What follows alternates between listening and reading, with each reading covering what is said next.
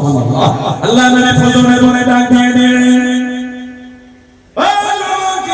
আল্লাহ নবী আওয়াজ দিয়ে দিলেন, আইনা আলী ইবনে আবি তালিব, আবু তালেবের ছেলে আলী কই? সাহাবারা জানিয়ে দিলেন, ইয়া রাসূলুল্লাহ, আল্লাহ পাকের নবী অসুস্থ হয়ে গিয়েছে, তাবুর মধ্যে ঘুমিয়ে আছে, তাবুর মধ্যে শুয়ে আছে। আল্লাহ নবী ডাক দিয়ে দিলেন, লাব্বাইকা রাসূলুল্লাহ, লাব্বাইকা রাসূলুল্লাহ সাল্লাল্লাহু আলাইহি ওয়াসাল্লাম।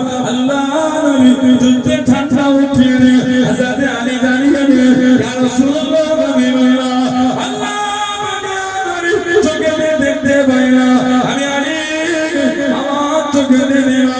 আল্লাহ নবী দুটো চোখে লাগিয়ে দিয়ে, দুটো চোখে মরিয়ে দিয়ে হযরত আলী রাদিয়াল্লাহু তাআলা আনহু চোখ দুটো কাল্লা বাবা ভালো করে দিলেন। জোরে বলুন সুবহানাল্লাহ, আর একটু জোরে বলুন সুবহানাল্লাহ।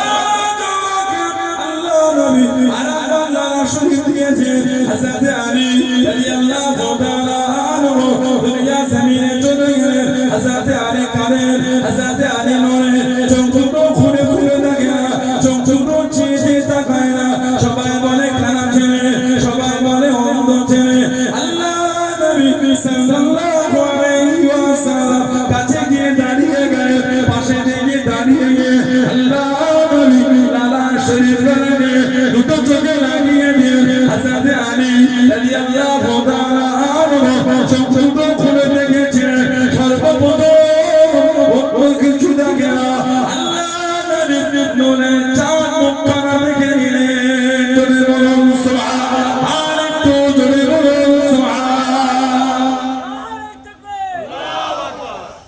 হযরত আলী দুনিয়ায় এলে ওনার মায়ের নাম ছিল ফাতেমা, ওনার বাপের ওনার স্ত্রীর নাম ফাতেমা, আমার হুজুরের মেয়ে রাদিয়াল্লাহু তাআলা, আর ওনার আম্মাও ফাতেমা রাদিয়াল্লাহু তাআলা, হুজুরের নিজের চাচি, হুজুরের নিজের চাচি। নামাজ কবর আমাদের নবী নিজে নেমে গিয়েছিলেন, কবরে লুটো পানি করলেন, ধুলো পানি হুজুরের নিজের বাদান সঙ্গে লেগেছে। হুজুর উঠলে দাফন হয়ে গেল। আল্লাহ নবী চাচি আমাদের দোয়া করলেন, আল্লাহুম্মা আল্লাযী হাইয়্যা লা ইলাহা ইল্লা ইগফির লি উম্মি ফাতিমা বিনতি আসাদ ওয়া ওয়াসি আলাইহি মাদখালাহা বিহাক্কি নাবিয়্যিকা আল আমবিয়া আল্লাযীনা মিন ক্বাবলি। হুজুর দোয়া করলেন, আল্লাহ আপনি ছিলেন, আছেন, থাকবেন, আপনি যে অনন্ত অসীম, আপনি অনন্ত অসীম। আল্লাহ পাক আপনার শুরুও নাই শেষও নাই। বলুন না সুবহানাল্লাহ। আমরা এই বিশ্বাসে ঈমান এনে বলেছি আমানতু বিল্লাহ, আমরা এই আকীদা ঈমান আমানতু বিল্লাহ, আল্লাহর উপর ঈমান আনলাম। শুধু আল্লাহ এক ওটা না, তার শুরুও নাই শেষও না, এটা ঈমানের অংশ। এটাই আল্লাহ আহাদ শরীফ, সমস্ত ক্ষমতার মালিক হল রব্বুল ইজ্জাত আলামিন। জোরে বলে মা ভাইরা, বাবা ছেলেরা, যুবকেরা, মুরব্বিরা, হুজুরে চাচি আম্মার কাছে কবরে কাছে দোয়া করুন, আল্লাহ আপনি ছিলেন, আছেন, থাকবেন, আপনার শুরুও নাই শেষও নাই। ওয়াসি আলাইহি মাদখালাহা, আল্লাহ আমার চাচি আমার কবরটা আপনি উশাদা করে দেন। বলুন না সুবহানাল্লাহ।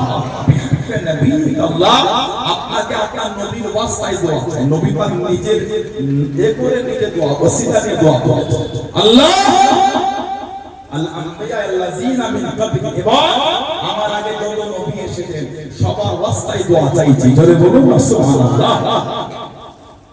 হযরত আলী হুজুর দুনিয়া এলে কাঁদে মরে, চোখ খুলে না, সব অন্ধ ছেলে হয়েছে।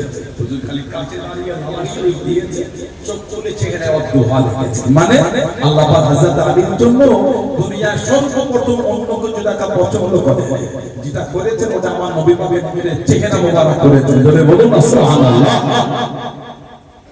হযরত নবী পাক সাল্লাল্লাহু আলাইহি ওয়াসাল্লাম ছিলেন, ওনার তিনজন স্ত্রী ছিল।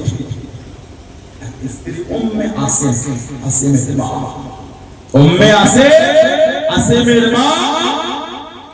উনি বলতে যে আমরা এত খুশবু মাখতাম, এত খুশবু, কিন্তু আমি খুশবুর কাছে আমাদের কোনো কাজ হতো না। তিনজন স্ত্রী। এখন তো আমাদের কি বলছে আরে মানে জেনে নিন তো উম্মে আছে ওনার স্ত্রী, উনি বলছে যে আমরা ওনার সংসারে আমরা তিনজন, ওনার স্ত্রী আছে। হযরত উতবা রাদিয়াল্লাহু সাহাবী না হযরত উতবা রাদিয়াল্লাহু তাআলা।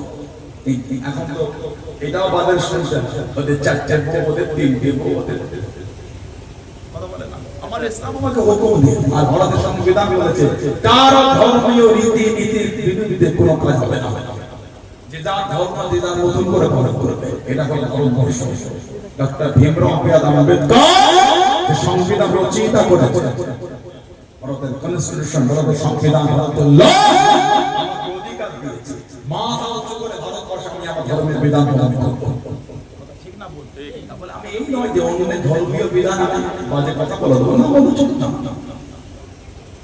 ইসলামের চারটে বিয়ে করার হুকুম আছে বলে এই নয় যে চারটেই করতে হবে। ইসলামের চারটা স্ত্রী রাখা যায়, আলহামদুলিল্লাহ আমরা একটা স্ত্রীতে খুশি। চারটে যায় আমরা একটাতে খুশি। আল্লাহ প্রত্যেক স্বামী স্ত্রী ভালোবাসাটা বলুন আল্লাহুম্মা আমিন। যদি বলেন আল্লাহুম্মা আমিন।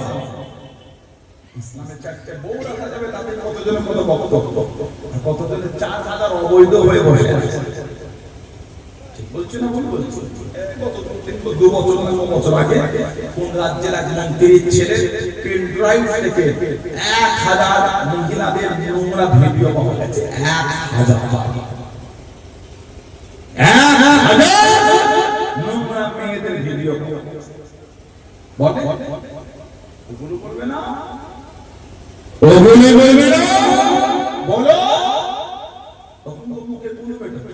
আমি এটা বলবো না যে ইসলাম ধর্মের মানে এমন ছেলে নোংরা কর্ম করে না, আমি এটা বলবো। হ্যাঁ অন্যায় বলে শাস্তি অবশ্যই, ধর্ম দেখে না অন্যায় বলছে না কেন? আমি এটা না খালি আমি দূরে অন্যটা করে বেরিয়ে যাবো, এটা বলবো না। অন্যায় হলে নিজের ভুল হলে নিজেকে মাপ চাইতে হবে, এটা না বলে ইসলাম। গাসসান দেশের বাদশা মুসলমান হয়েছে, গাসসান ওমর ফারুকের খেলাফত। কাবা শরীফ তাওয়াফ বন্ধ করে শুরু যাবে, কাবা শরীফ তাওয়াফ করে গাসসান বাদশা পিছনে জামাটা অনেকটা ঝুলছে, লোক তাওয়াফ করতে করতে আস্তে আস্তে লোক তাওয়াফ করতে করতে এই পিছন দিকে গাসসান দেশের বাদশার ওই জামাতের পা পড়ে গেছে। পুরোই গাসসানের বাদশা ট্রেনে একটা চল দেশের বাদশা সবাই মুসলমান হয়ে যাবে, তবে তবে সেই দবদবা কমে যাবে, সবাই ইসলামের ছায়া তলে এসেছে। দবদবা দেশের বাদশা থেকে না ওমর ফারুকের দরবারে বিচার, ওমর ফারুক গাসসানের বাদশাকে বললে এই আজকে রাত সময় দিলাম, মাপ না চাইতে পেরেছো, আগামীকাল সকালে আমি সবার সামনে চল মেরেছো, আমি সবার সামনে গরিব লোকটা তোমার দ্বারে চলেন চলে। এটা হলো ইসলামের আইন। সুবহানাল্লাহ বলেন। হযরত আলী হুজুর তখন খেলাফত চালাচ্ছেন, খলিফা উনি। ছেড়ে খোদা মাওলানা কোন এক কালীকে ওনার ওই বললামটা যুদ্ধের ওই ঢালটা ওই ওনার পিঠ থেকে পড়ে গেছে, ইউটিউবে বাজারে বিক্রি করেছে। সেটা খোদা বাজারে খোদা বেলে আমার, এটা তো আমার, সেটা খোদা বাজারে না কাজী দরবার বিচার খলিফা বিন হযরত আলী অনেক মেয়ে কাজীর বিচার। কাজী সাহেব বললেন এই সাহেব খোদা আলী আপনি যখন বলছেন আপনার, তাহলে আপনাকে সাক্ষী দিতে হবে। উনি তো বলেন আপনি বলেছেন ওনার উনি বিক্রি করেছেন। সেটা খোদা বলে আমার ছেলে, বলে ছেলে তো বাপের পক্ষে সাক্ষী, আমার খাদেম তো গরিবের পক্ষে সাক্ষী, অন্য কাউ বুঝু বলে আমার কোনো সাক্ষী নাই। তখন আপনার কাজী সাহেব বললেন এইখানে কত মুসলিম, আপনি ওই ইহুদিকে এই বিষয়টা বলে লোকের কাছে অপমান করেছেন, আপনি ইহুদিকে নিয়ে যান, নিয়ে গিয়ে ওর মনটা খুশি করে, ওকে কষ্ট দিয়ে লাভ নেই। ছেড়ে খোদা আলী ইহুদির হাতটা ধরে নিয়ে যাচ্ছে, খাজুরের হালুয়া খাওয়া হয়। তোমাকে বলে তুমি অপমান হয়েছ, আমাকে মাফ করে দাও। খাজুরের হালুয়া খেয়ে ইহুদি বলছে এই হযরত আলী সত্যি ইসলাম হলো হক, আপনার হাতটা একটা মুসলমান কেন না, আপনি হলেন এই জামানার খলিফা, আপনার উপর আবার কে আছে? কিন্তু আপনি আপনার জিনিস আপনার বলেছে, সাক্ষীর জন্য আপনি দোষারোপ হয়ে গেলেন।